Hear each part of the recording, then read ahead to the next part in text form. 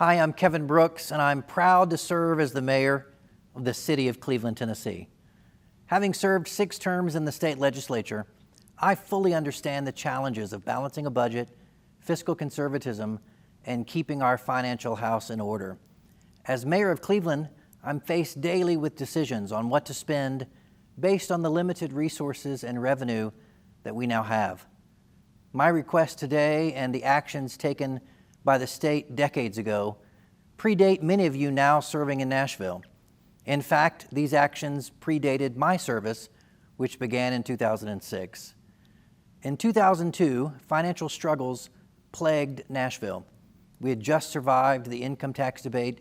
There were massive cuts in consideration for TennCare, and at the time, a decision was made to borrow from the state road fund to pay our bills at the state general fund. An additional stopgap measure was put in place in 2002 to raise the state sales tax by 1%. But that 1% has remained in Nashville, earning for the past 22 years, rather than being shared with cities and towns, as had been the case for the previous 55 years.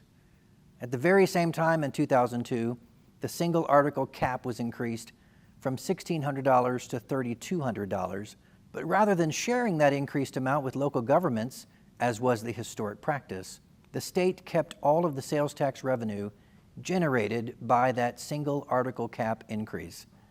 These stopgap measures were instituted back in 2002 to try and right the financial ship of state and bring the state budget back into balance. These and other actions taken to right the ship were necessary, and thankfully they worked. The gap was closed and the state avoided a financial crisis.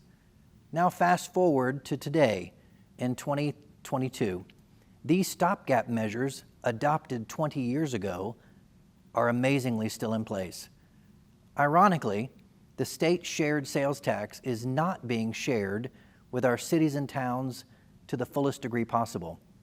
And as a result, the state has realized over $2 billion in revenue that would have been returned to benefit municipal residents and local taxpayers had the state not altered the sharing relationship. As a city mayor, we are simply asking our elected state officials in Nashville to do what's right. To be clear, our current governor and the current legislature did not create this situation, but they are the only ones in a position to fix it. We city mayors are asking to restore the sharing of the last 1% back to our cities. Allow our municipalities to realize 100% of the local sales tax of all sales occurring within city limits, and give relief to every taxpayer in every city in Tennessee. Restore, return, relief. That's our request. The state has never been better positioned to restore this historic sharing relationship. With a current budget surplus of over $3 billion, now is the time to make things right, to do what's right. Thankfully, our state legislatures and governors have restored that road fund that was raided years ago. Thankfully, our state legislature has eliminated the death tax, the estate tax, and ultimately the Hall income tax. None of these restorations were easy or without budgetary constraints. But with careful planning and healthy fiscal diets, restoration was made, the return was given, and relief has been felt by all Tennesseans. Restore, return, relief, and let's add what's right.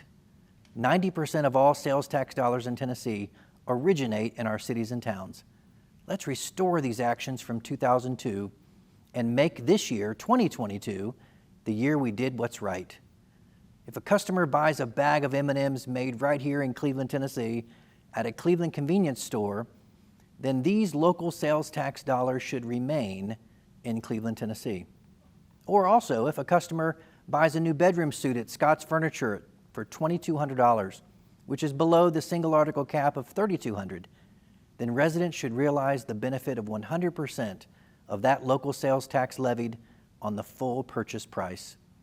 When you apply this same principle to every purchase of every car, every truck, boat, ATV, appliance, or piece of furniture sold in Cleveland, then we're talking about real money coming back to Cleveland to reduce pressure on local taxes that all of our taxpayers are paying. We are easing their tax burdens. Restoring and returning these tax dollars will provide immediate tax relief for millions of Tennesseans. Our shared oath is to do no harm. The time has come. Let's restore the historic sharing relationship between the state and cities and towns for the citizens and the children of the next generation of the great state of Tennessee. Thank you.